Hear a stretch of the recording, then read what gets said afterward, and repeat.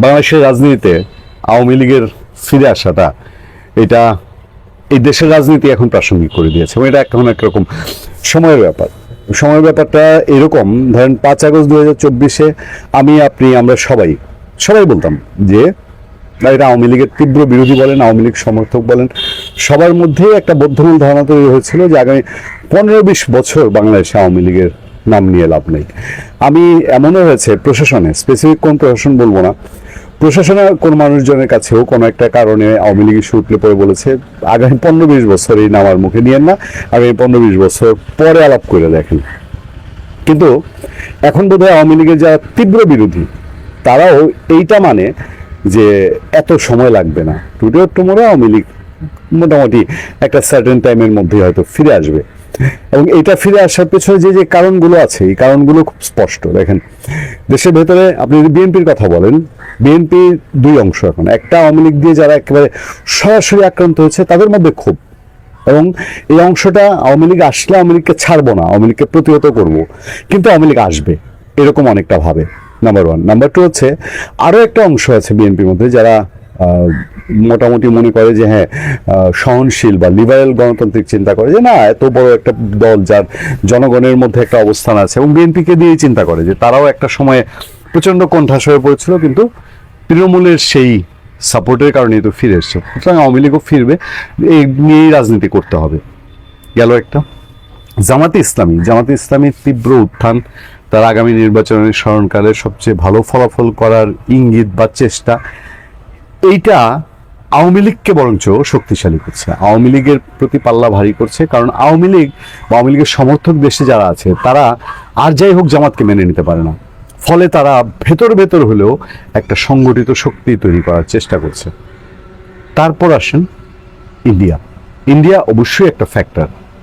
আমেরিকার সঙ্গে টক্কর দিয়ে কিছু করতে পারুক আর না করুক, ফ্যাক্টর তো। এবং ইন্ডিয়া এখন ওপেনলি আওয়ামী লীগকে সুযোগ দিচ্ছে, আওয়ামী লীগকে শুধুমাত্র সুযোগ দিয়ে থাকতে দিচ্ছে, শেল্টার দিচ্ছে তা না, আওয়ামী লীগকে ইন্ডিয়ায় বসে রাজনীতি করার সুযোগ দিচ্ছে। এটা একটা বড় ব্যাপার। আওয়ামী লীগের যদি যে নেতারা পালিয়ে গেছে তারা যদি রাজনীতি করতে না পারতো ওই দেশে থেকে, তাহলে সেই দেশে কোনো রকম এফেক্ট ফেলতে পারতো না, কিন্তু এখন কিন্তু এফেক্ট ফেলছে, কোনো না কোনোভাবে ফেলছে।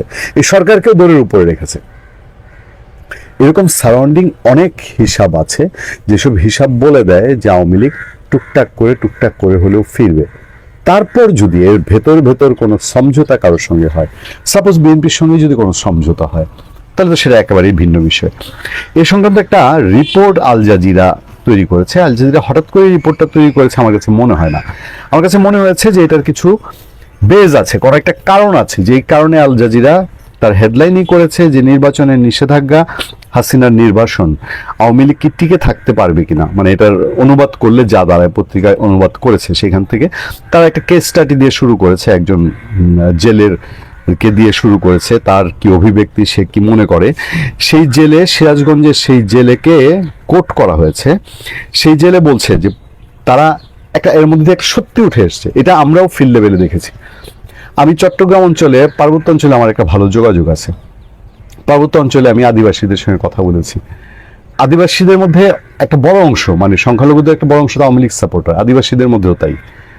তাদের সঙ্গে কথা বলে দেখেছি, এবং গ্রামে গঞ্জে আমরা প্রচুর ঘুরি, গ্রামে গঞ্জে কথা বলে দেখেছি, আওয়ামী লীগ সমর্থক বা আওয়ামী লীগ অধ্যুষিত জায়গার মানুষজন একটা ভয় আতঙ্ক থেকে এবার ভোট দিতে যাবে। ভোট দিতে গিয়ে সে কি করবে এটা সে এখনো পূর্ণাঙ্গ ক্লিয়ার না।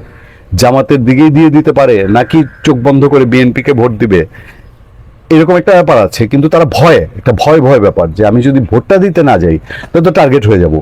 বিএনপি জামাতের এরা আমাকে স্পষ্টত বলবে যে এরা আওয়ামী লীগের লোক, তারপর বাকি সময়টা আমাকে কষ্ট করতে হবে।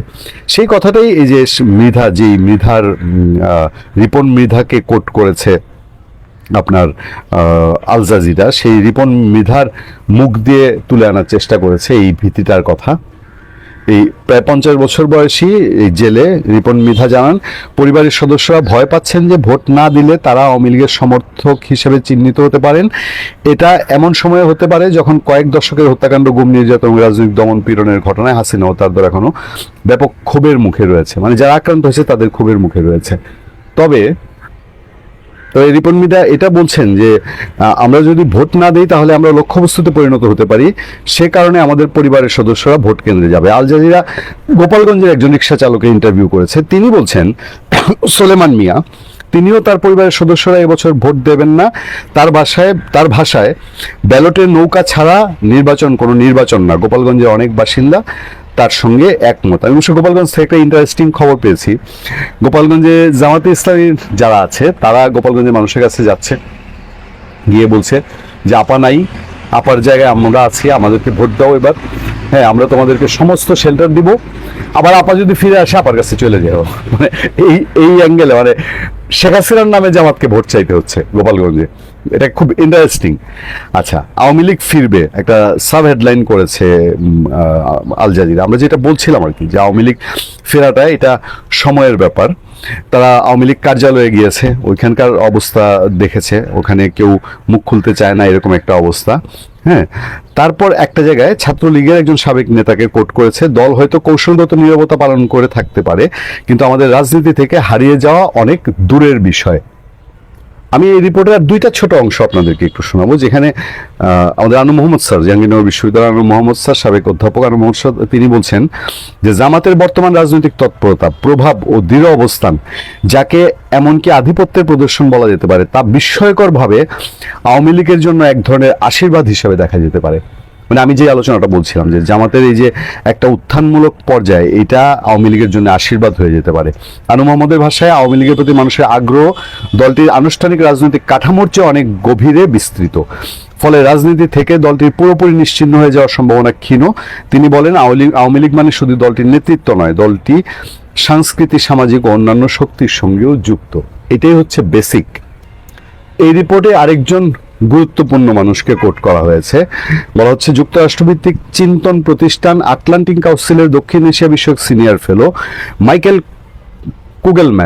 কুগেলম্যানকে কোট করে বলা হচ্ছে, কুগেলম্যানের বক্তব্য হচ্ছে আওয়ামী লীগ এখন খুব খারাপ অবস্থায় থাকলেও এবং বাংলাদেশে তার রাজনৈতিক দৃশ্যপট থেকে অনির্দিষ্টকালের জন্য ছিটকে পড়লেও ভবিষ্যতে তাদের সম্ভাব্য প্রত্যাবর্তন বিষয়টিকে অবশ্যই উড়িয়ে দেওয়া উচিত হবে না। রাজনৈতিক পরিস্থিতি খুব দ্রুত পরিবর্তন হতে পারে। খেয়াল করবেন, আওয়ামী লীগের বর্তমান সংকটকে দলটির চিরপ্রতিদ্বন্দ্বী বিএনপির দুঃসময়ের সঙ্গে তুলনা করেছেন কুগেলম্যান। হাসিনার শাসনামলে প্রধান বিরোধী দল হিসেবে বিএনপি কার্যকর কোনো রাজনৈতিক বা নির্বাচনী প্রতিরোধ গড়ে তুলতে হিমশিম খাচ্ছিল। বর্তমানে ক্ষমতার সবচেয়ে শক্তিশালী দাবিদার হিসেবে দলটি ফিরে এসেছে। মানে তিনি বোঝাতে চাইছেন যে বিএনপিও এক সময় এরকম একটা বাজে সিচুয়েশনে পড়েছে, এবং আওয়ামী লীগ যেমন এবার নির্বাচন বাধাগ্রস্ত করতে পারছে না, বিএনপিও তখন নির্বাচন বাধাগ্রস্ত করতে পারেনি, কিন্তু বিএনপি তো পূর্ণ শক্তি নিয়ে ফিরে এসছে। সেভাবে আওয়ামী লীগও পূর্ণ শক্তি নিয়ে ফিরে আসতে পারেন বলেই কুগেলম্যানের বক্তব্য। কুগেলম্যান বলেন আওয়ামী লীগ সম্ভবত একটি অপেক্ষা করার কৌশল অবলম্বন করবে। যতদিন শেখ হাসিনা রাজনীতিতে সক্রিয় থাকবেন তিনি হয়তো রাজনৈতিক সমীকরণের মধ্যেই থাকতে চাইবেন এবং যুক্তরাষ্ট্রে অবস্থানরত তাঁর ছেলে সজীব ওয়াজেদ জয়কে উত্তরসূরি হিসাবে ঘোষণা করতে পারেন। কুগেলম্যানের এই বিশ্লেষণ খুবই গুরুত্বপূর্ণ। কয়েকদিন আগে এই আল জাজিরাকে সজীব ওয়াজেদ জয় একটা ট্রিমেন্ডাস ইন্টারভিউ দিয়েছেন, মানে এত বলিষ্ঠ, এত ক্লিয়ার কাট মিডিয়া ফেস করা, যেটা অনেকেরই নজর কেড়েছে যে সজীব ওয়াজেদ জয়কে কি শেখ হাসিনা প্রস্তুত করছেন ভবিষ্যতে বাংলাদেশে আওয়ামী লীগের নেতৃত্ব দেওয়ার জন্য, এবং এইটাই নির্ধারণ হবে যে শেখ হাসিনা তার পরবর্তী উত্তরাধিকার।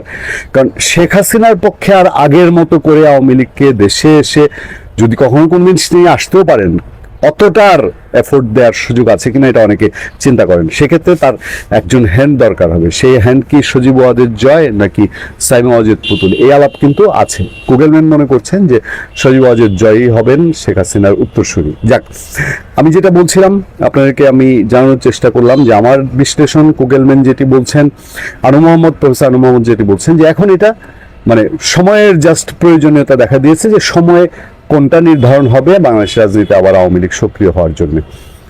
দিল্লিতে শেখ হাসিনার রাজনৈতিক কার্যক্রম আরো স্পষ্ট হলো। এখন সরাসরি তিনি বৈঠক শুরু করেছেন আওয়ামী লীগের বিভিন্ন অঙ্গ সংগঠনের সঙ্গে। যুক্তরাজ্য আওয়ামী লীগের একটি দল শেখ হাসিনার সঙ্গে সাক্ষাৎ করেছেন। এখানে বলা হচ্ছে গণঅভ্যুত্থানে ক্ষমতাচ্যুত হয়ে ভারতে পালিয়ে যাওয়া সাবেক প্রধানমন্ত্রী শেখ হাসিনার সঙ্গে সাক্ষাৎ করেছেন যুক্তরাজ্য আওয়ামী লীগের একদল নেতা। লন্ডন থেকে যাওয়া যুক্তরাজ্য আওয়ামী লীগের 5 নেতা 21শে জানুয়ারি দিল্লিতে শেখ হাসিনার সঙ্গে সাক্ষাৎ করেন।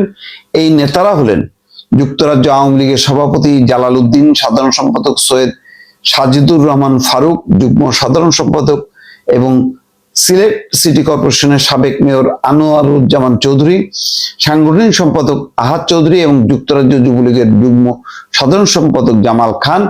লন্ডনে 1 সপ্তাহ সফরের শেষে 26শে জানুয়ারি তারা লন্ডনে ফিরেছেন। নাম প্রকাশ না করার শর্তে যুক্তরাজ্য আওয়ামী লীগের এই প্রতিনিধি দলের একাধিক সদস্য প্রথম আলোকে সাক্ষাতের বিষয়টি নিশ্চিত করেছে। তবে এই সাক্ষাতের বিষয়ে দ্বিতীয় কোনো সূত্র থেকে যাচাই করা যায়নি। শেখ হাসিনার সঙ্গে সাক্ষাৎ করে আসা আওয়ামী লীগের নেতাদের একজন বলেন, কঠোর নিরাপত্তা ব্যবস্থার মধ্য দিয়ে সাক্ষাৎকারটি অনুষ্ঠিত হয়। মোবাইল সহ কোনো ব্যক্তিগত সামগ্রী সঙ্গে নেওয়া অনুমতি ছিল না। শেখ হাসিনার অনুমোদনের পর নিরাপত্তা যাচাই শেষে যুক্তরাজ্য আওয়ামী লীগের এই দলকে নিরাপত্তা বাহিনীর গাড়িতে করে শেখ হাসিনার বসবাসরত বাড়িতে নেওয়া হয়। যুক্তরাজ্য আওয়ামী লীগের ওই নেতা প্রথম আলোকে বলেন, আমরা শেখ হাসিনার সঙ্গে সাক্ষাৎকালে প্রায় 5 ঘন্টা সেখানে অবস্থান করেছি। পুরো সময়টি তিনি আমাদের দিয়েছেন। তাকে বেশ আত্মবিশ্বাসী এবং প্রত্যয়ী মনে হয়েছে। শারীরিক কোনো অসুস্থতা তার মধ্যে লক্ষিত হয়নি, তবে সামান্য একটু ওজন কমিয়েছেন বলে মনে হয়েছে।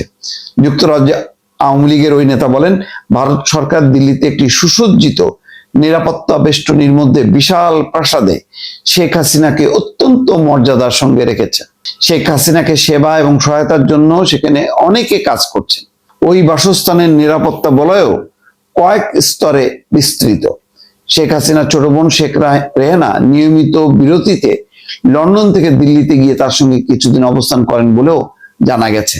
তাহলে কি দেখা যাচ্ছে, আস্তে আস্তে কিন্তু অ্যাক্টিভ হচ্ছে। যদিও বলেছেন শেখ হাসিনার পুত্র সজীব ওয়াজেদ জয় যে আওয়ামী লীগ যদি বাংলাদেশের রাজনীতিতে ফেরার সুযোগ পায় তাহলে শেখ হাসিনাকে আর নেতৃত্বে নাও দেখা যেতে পারে। এই সাক্ষাৎকার দিয়েছেন তার মা ইতিমধ্যে রাজনীতি থেকে সরে যাওয়ার পরিকল্পনা করেছেন। তিনি দেশে ফিরতে চান এবং অবসর নিতে চান, কিন্তু আসলে বাস্তবে সেটা না, বরং শেখ হাসিনা এখন রীতিমতো আনুষ্ঠানিকভাবে কার্যক্রম শুরু করেছেন। কয়েকদিন আগে দিল্লির যে ফরেন করেসপন্ডেন্ট অ্যাসোসিয়েশন বা ক্লাবে, সেখানে কিন্তু যুক্তরাজ্য থেকে আওয়ামী লীগের নেতারা হাসান মাহমুদ, মোহাম্মদ আরাফাত সহ কয়েকজন উপস্থিত ছিলেন। সেখানে শেখ হাসিনার প্রায় 1 ঘন্টার বক্তব্য প্রচার করা হয়। তারপরে সাংবাদিকদের সঙ্গে বাকি কথা বলেন আওয়ামী লীগের নেতারা। তো সেখানে বক্তব্য দিয়েছেন, সেখানে নির্বাচন, আওয়ামী লীগ ছাড়া নির্বাচন এর কোনো বৈধতা নেই, আওয়ামী লীগ ছাড়া নির্বাচন হতে পারে না, এই কথাগুলো বলছে।